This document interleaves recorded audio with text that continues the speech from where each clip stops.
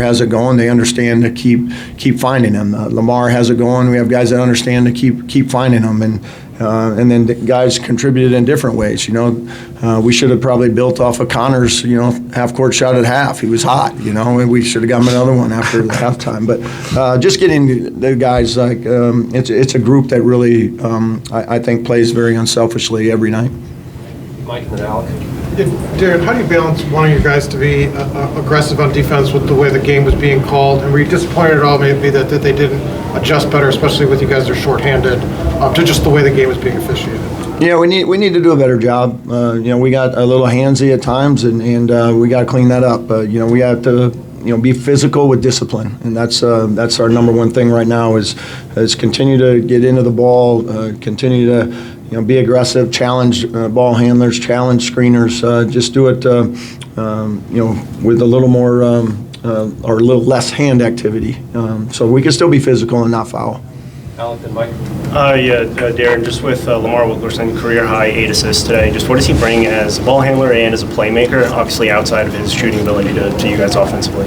Yeah, he did a really good job today. He was one of the guys that as we got into the flow of the game, we were using him a little bit more of that facilitator, and then the second half, he got rewarded back, with guys finding him. But again, those guys I just like how they played within themselves. We talked about it before the game, just staying composed. I feel like Marquette's really a team that thrives on making big runs. They've always been that way, and we couldn't let their presses and their tenacity on defense speed us up. So we needed to stay within ourselves, trust the offense, trust our movement, and I thought the guys did that. Mike and then Josh.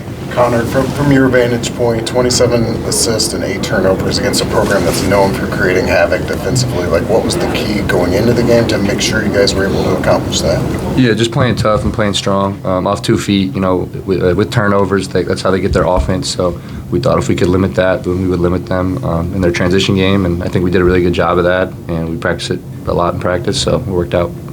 Josh and then Jim. Connor, being back in Chicago, getting the standing ovation as you leave the court, what's that like? What's that feeling? It's really cool. I had a lot of family and friends here, and just people that maybe watched me in high school or I knew. So it was really awesome to come back here and get a big win, and it was awesome. I don't got words for it. Jim and then Derek, coming into the season, obviously a lot of questions about this team with the height and all of that today, shorthanded, everything that was going against you guys, but you guys were shooting the ball, you were playing great defense, 27 assists. What did this game tell you about this team going forward, even though you're shorthanded?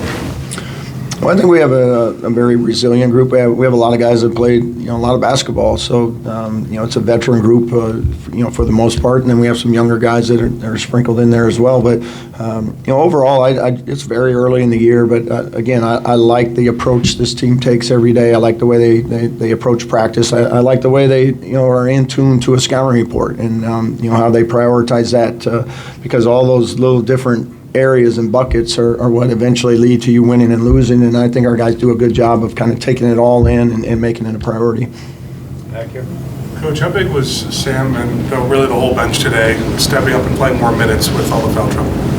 Yeah, it was great. We had certainly some different lineups out there that we haven't had a lot of, so the guys did a really good job of and they put in the time to be ready for it too. Like we've had guys in practice, and we've worked on it more and more here recently of getting guys in multiple positions, which is a lot of times that's hard to do, especially when you got a whole new group to have guys that have to go in and run an out of bounds play in a position that maybe they ran like one time. So I thought the guys just did a good job. Their number got called, they got put in a position, and they were able to go in there and execute it. Trevor. You were talking about Marquette kind of thriving off runs. They made that run the second half to cut it to 10 with about 14 minutes left. What did you see going on for Marquette, and then kind of how did you change that momentum, obviously extend the lead right after that? Yeah, I don't remember the exact sequence. I know they hit the 3 there to cut it to 10, back-to-back buckets there. But I felt like our transition defense was faltering us a little bit. We weren't getting back. We weren't getting, our walls built to keep them from getting to the paint. And then, offensively, we got a little stagnant there as well. So I thought, we came out of the timeout. We were able to get a good possession and then, put a couple stops together to kind of get that lead built back up. So I think Lamar also helped out a little bit there too. So. Last question, Ravi. Yeah, Coach. Why a team that's only been together a few months? Why are they such willing passers and such unselfish passers? I think they're just good basketball players. They understand it. I think they prioritize winning. None of them, really care who gets the credit. They talk about it every day. It's like I watch them do this in practice all the time. So, one day, TC may get 1 shot. There might be a day he gets 10 shots and he doesn't care. He just plays to win, and that's what this whole group I feel like is really bought into right now, and they'll continue to get better and better because it's important to them. Thanks, guys.